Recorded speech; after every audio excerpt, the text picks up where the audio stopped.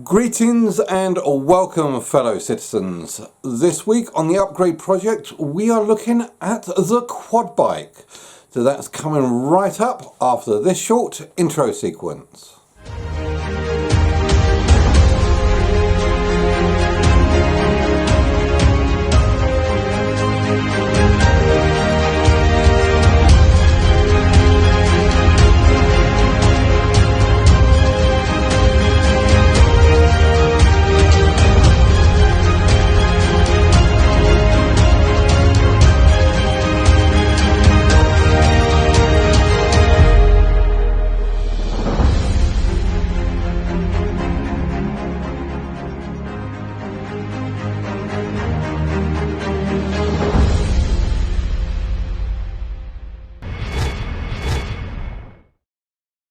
Greetings and welcome, fellow citizens. Now, as I said earlier, we're going to be looking at the quad bike.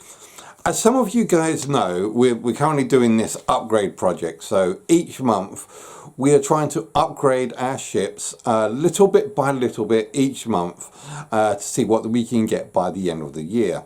Now, we started off with 3 quad bikes, and by upgrading them for no more than, say, 30 quid each month, we're coming up with something new and improved and more interesting each month. But there have been times when we gotten to a stage and we have said, right, that's it, I want to keep that ship.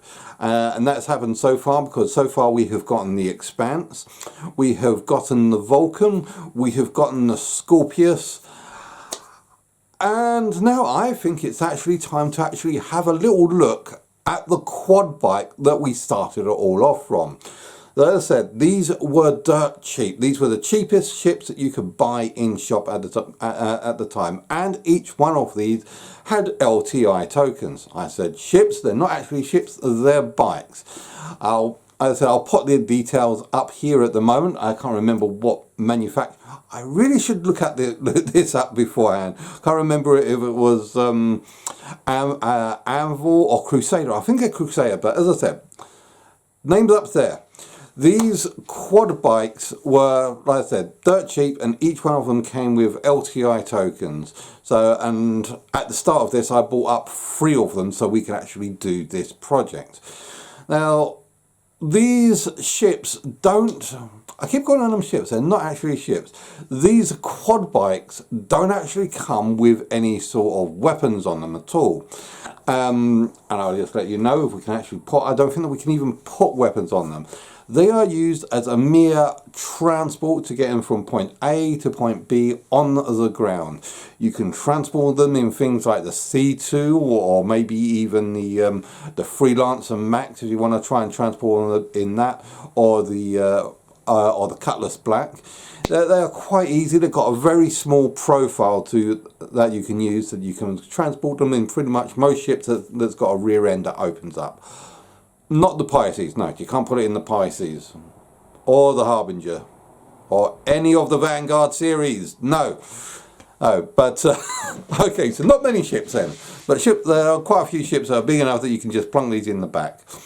However, yeah, I mean, when you take them out, as you can see in this little ship here, as with all the ships that I've done so far, I'll put them into the back of the C2, and I've flown them out to Yellow and dropped it out of the back just to see if it will survive.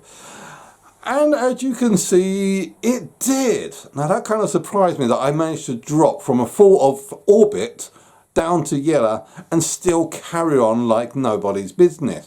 But again, at this point, Yellow is actually a moon. Can we do that from a planet? Let's find out, shall we? Let's see what happens if we drop these from a planet. I haven't recorded that bit yet, so, well, I haven't recorded that bit, so let's find out what's going on now.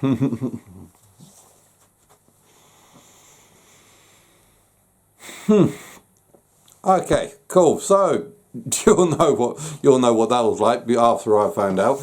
But yeah, so let's talk a little bit about the actual quad bike. It is nice and fast. If you've ever, well, yeah, all the ground vehicles are nice and fast. That's what they do. Their speed, everything that comes out, they're nice and fast. Unfortunately, they're a bit too fast, and they've only got like two speeds, like stationary or wow, that's too bloody fast. But yeah, I mean, when you come out of the, you do like the two-step shuffle when you're trying to put these into the back of your ship. You go stationary, forward, stationary, forward, stationary, forward. You just can't win with these things. I mean, I know it's supposed to have like a little wheel that you're supposed to set the maximum speed to, but that doesn't always work. It's either you're going like you're staying stationary, or you're going smack into the cliff face.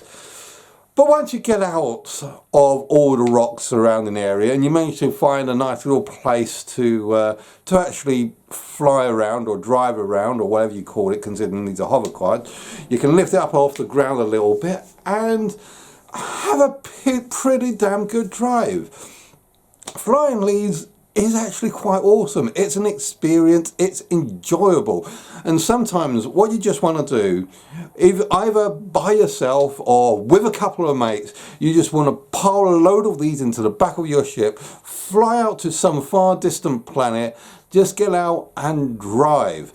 And I tell you what, the experience is awesome. I absolutely love it.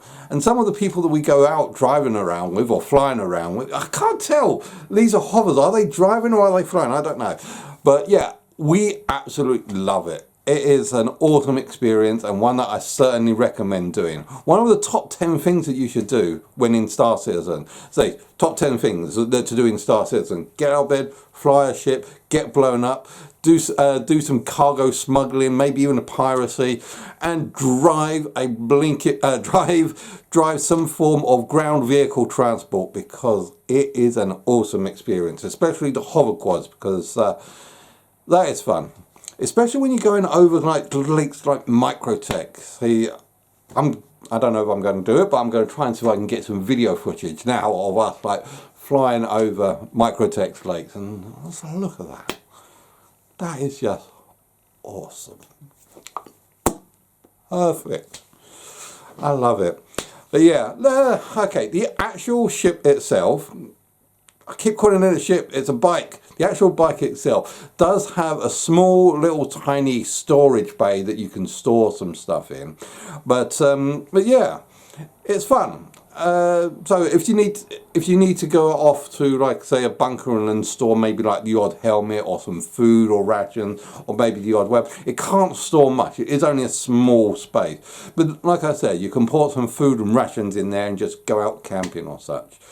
But yeah, it's a great nifty little thing to have. Not one that you would buy in store, but considering the in-game prices of these are dirt cheap. I mean, you can get them for the cost of a single mission. And yeah, buy one, get them, take them out with your friends. Just enjoy them, relax, have fun, chill. But yeah, that's all we're going to talk about for the moment. I really do like these ships, and even though that I use these to upgrade to bigger and better ships down the line, it's always still good to have one of these in your hangar. So like I said, you can buy them as cheap as chips in game. You don't need to buy them with real money. Just do a couple of bounty hunting missions, maybe a HRT or an ERT mission, and you've got enough to buy one. 20k or so. But yeah, so that's all that we're going to talk about for today on this. Hope you've enjoyed watching this as much as I've done in creating this. Guys, don't forget to like and subscribe. We are well on our way to 1,000 videos. We do have Sci-Fi London Film Festival coming up, so hopefully I'll be able to get some videos from that.